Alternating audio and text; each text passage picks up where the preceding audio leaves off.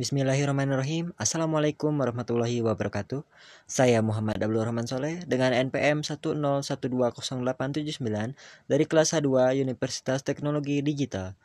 Dalam kesempatan kali ini, saya bertugas untuk membuat video tentang sholat Jumat untuk memenuhi tugas UTS Pendidikan Agama Islam 6 di semester 6 ini.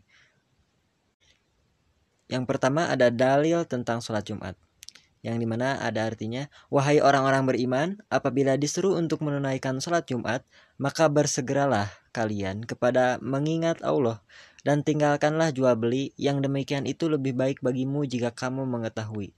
Surat Al-Jumu'ah ayat 9. Untuk materi yang kedua itu yang diwajibkan sholat Jumat. Kewajiban sholat Jumat adalah fardu ain, artinya berlaku untuk seluruh kaum muslimin dengan kriteria laki-laki, sedangkan wanita tidak diwajibkan untuk sholat Jumat, namun bila dia mengerjakan, maka kewajiban sholat zuhurnya telah gugur. Yang kedua ada dalam keadaan sehat, sedangkan orang sakit tidak wajib sholat Jumat. Yang ketiga ada dewasa atau balik, sedang anak-anak tidak wajib sholat Jumat. Yang selanjutnya adalah mukminin, yaitu orang yang menetap bukan musafir atau yang sedang dalam perjalanan. Dan yang terakhir ada merdeka bukan hamba sahaya. Dengan demikian, sholat Jumat itu tidak wajib bagi kaum wanita, anak-anak, orang sakit, musafir, dan budak. Yang selanjutnya ada syarat sahnya sholat Jumat, yaitu yang pertama dikerjakan pada waktu zuhur. Hal ini berdasarkan hadis riwayat sahabat Anas radhiyallahu an. Ia berkata, Rasulullah SAW biasa sholat Jumat setelah matahari condong. Hadis riwayat Bukhari. Yang kedua adalah diawali khutbah Jumat. Ulama bersepakat bahwa sholat Jumat harus didahului oleh khutbah Jumat. Sholat Jumat tidak sah tanpanya. Hal ini didasarkan pada firman Allah Subhanahu wa taala yang artinya, maka bersegeralah kamu mengingat Allah. Makna mengingat pada ayat di atas adalah khutbah, karena Nabi SAW tidak pernah mengerjakan sholat Jumat kecuali berkhutbah sebelumnya. Dan yang selanjutnya yaitu berjamaah. Dalam hadis riwayat Abu Daud dijelaskan, Jumat adalah kewajiban bagi setiap muslim kecuali 4 orang, hamba sahaya yang dimiliki perempuan, anak kecil, dan orang sakit. Hadis riwayat Abu Daud dengan sanad sesuai standar syarat Bukhari dan Muslim. Dalam hadis di atas disebutkan bahwa 4 golongan ini diperbolehkan untuk tidak melakukan sholat Jumat, yaitu hamba sahaya, perempuan, anak kecil, dan orang sakit. Namun, Syekh Muhammad bin Ahmad al-Syatiri dalam kitab karangannya yang berjudul Syarh al-Yaqut al-Nafis menyebutkan 7 golongan orang yang tidak diwajibkan melakukan sholat Jumat. Salah satunya sudah dijelaskan dalam hadis di atas.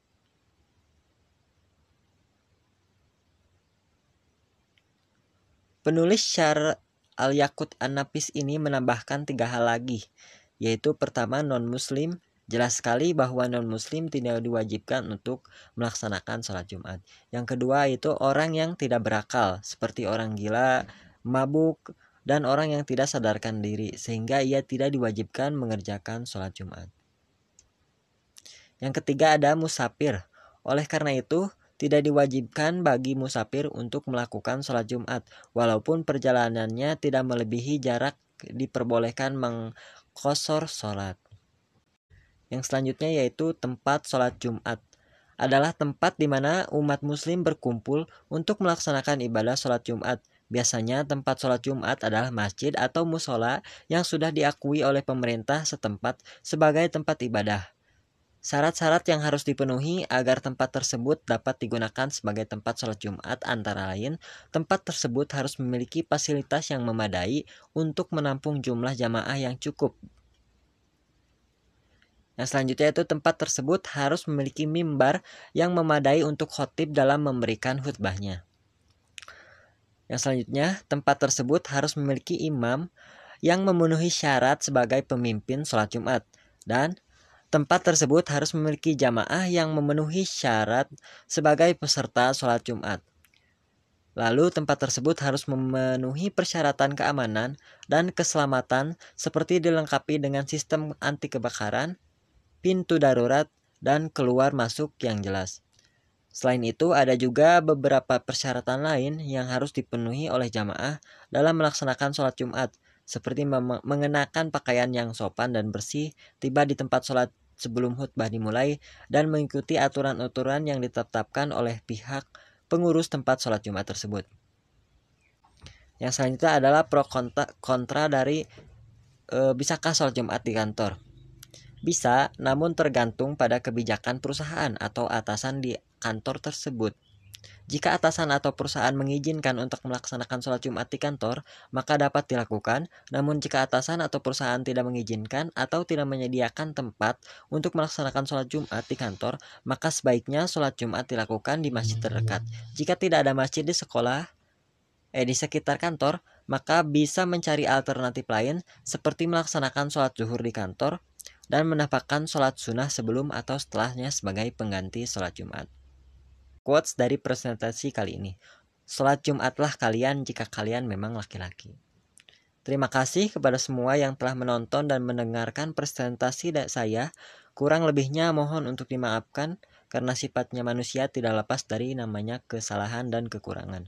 Wabillahi taufiq wal hidayah. Wassalamualaikum warahmatullahi wabarakatuh.